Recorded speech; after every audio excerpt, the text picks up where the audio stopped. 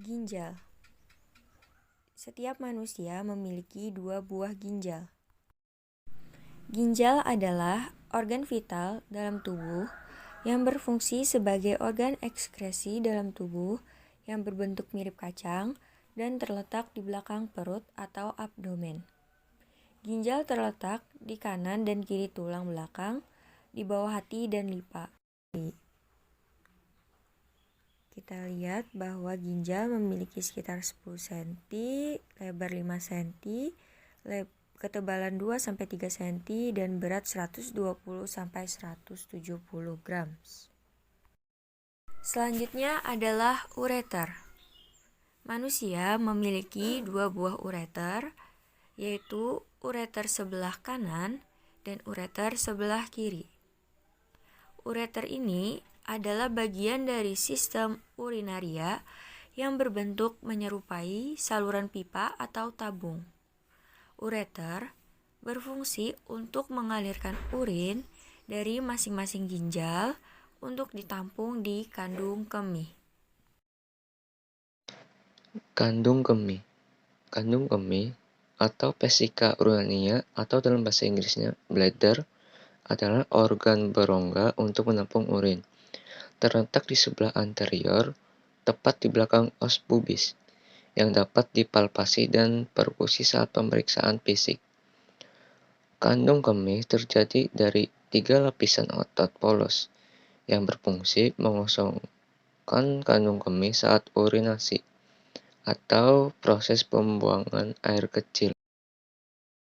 Dinding kandung kemih terdapat 2 bagian besar, yaitu badan atau korpus berbentuk ruangan yang berdinding otot. Leher atau kolom berbentuk corong. Dalam kondisi penuh, bentuknya seperti telur ovoid, dan apabila kosong seperti limas, apek, atau puncak. Vesika urinarinya terletak di belakang simfisis pubis. Persarapan utama kandung kemih ialah nervus pelvicus yang berhubungan dengan medula spinalis melalui plexus sacralis, terutama berhubungan dengan medula spinalis. Selain nervus pelvicus, terdapat 2 tipe persaratan lain yang penting untuk fungsi kandung kemih, yaitu nervus pudendal dan nervus hypogastricus. Baiklah, selanjutnya adalah ureter. Ureter adalah organ yang berbentuk tabung kecil yang berfungsi mengalirkan urin dari velum ginjal ke kantung kemih.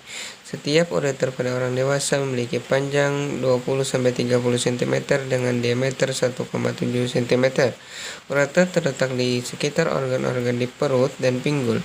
Hal ini membuat organ ini mudah terkena dampak gangguan organ lainnya seperti radang, infeksi, dan sumbatan. Ureter terbagi menjadi 2 bagian, yaitu ureter vas abdominalis berada dari pelvis senal sampai menyilang di fasa ialika. Kemudian yang kedua ada ureter vas pelvica berada mulai dari persilangan fasa ialika sampai masuk ke kandung kemih. Ureter terbagi menjadi 3 lapisan, yaitu yang pertama ada dinding luar jaringan ikat atau dinding fibrosa, yang kedua ada lapisan tengah yaitu otot polos, dan yang ketiga adalah lapisan sebelah dalam yaitu mukosa. Lapisan dinding ureter menimbulkan gerakan-gerakan peristaltik tiap 5 menit sekali yang akan mendorong air kemih masuk ke dalam kantung kemih atau vesika urinaria. Ureter mendapat aliran darah dari arteri renalis, arteri spermatica interna, arteri hypogastrika, dan arteri vesicalis inferior. Persarapan ureter merupakan cabang dari plexus mesentericus inferior, plexus spermaticus, dan plexus pelvis. Sepertiga bawah dari ureter terdiri dari sel-sel saraf yang bersatu dengan rantai eferen dan nervus vagus. Mekanisme sistem perkemihan. Sistem perkemihan berfungsi untuk menghasilkan urin dengan menyaring sisa pembuangan tubuh dan air berlebih dari darah. Urin kemudian akan disalurkan ke kandung kemih melalui 2 tabung tipis, yaitu disebut ureter. Saat kandung kemih penuh, tubuh akan membuang urin melalui uretra.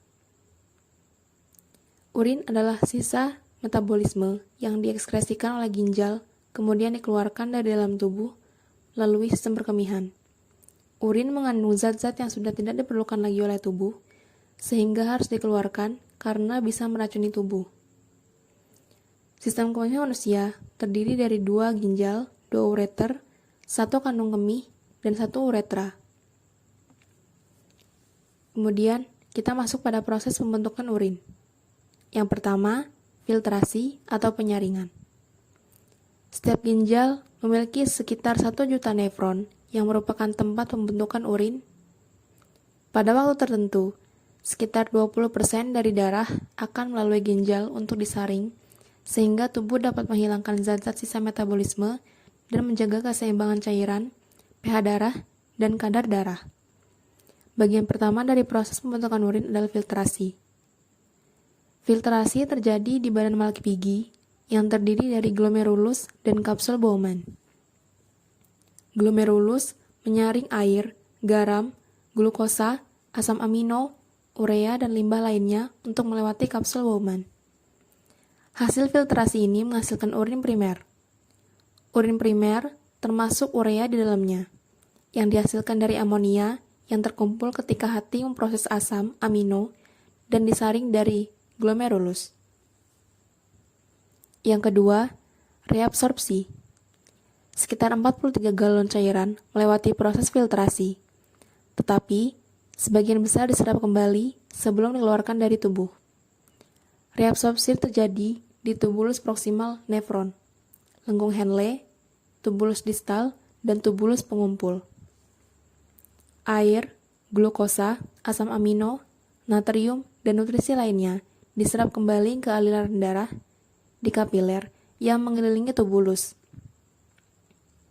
Air bergerak melalui proses osmosis, yaitu pergerakan air dari area konsentrasi tinggi ke konsentrasi yang lebih rendah. Hasil pada proses pembentukan urin ini adalah urin sekunder. Yang terakhir, sekresi atau augmentasi. Sekresi adalah tahap terakhir dalam pembentukan urin, yang ketika urin akhirnya dibuang. Beberapa zat mengalir langsung dari darah di sekitar tubulus distal dan tubulus pengumpul ke tubulus tersebut. Sekresi alias pembuangan ion hidrogen melalui proses ini adalah bagian dari mekanisme tubuh untuk menjaga pH yang tepat atau keseimbangan asam dan basa tubuh.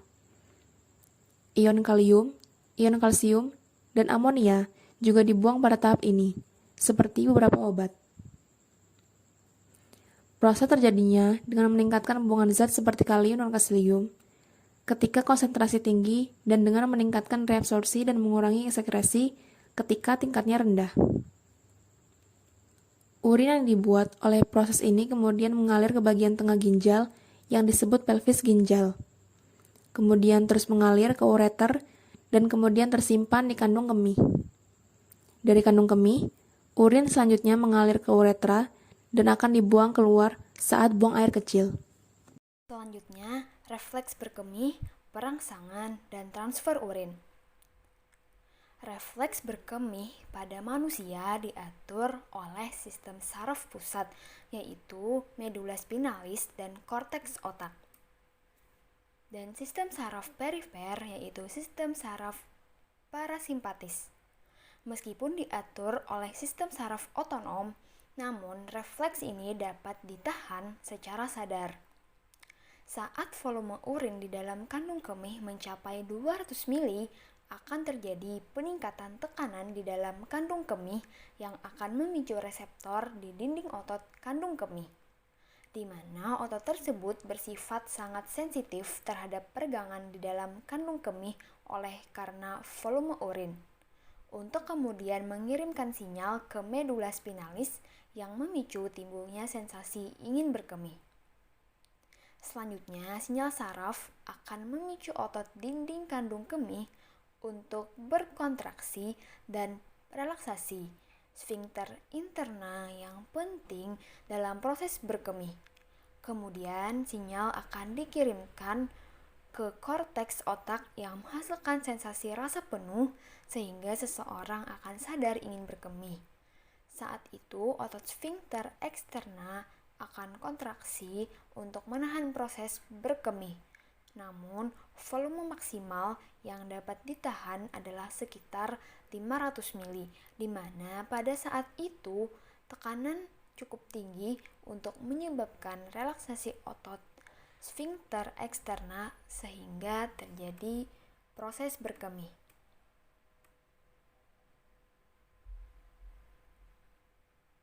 Sekian video presentasi dari kami kelompok 4 anatomi fisiologi. Semoga bermanfaat untuk kita semua. Wassalamualaikum warahmatullahi wabarakatuh.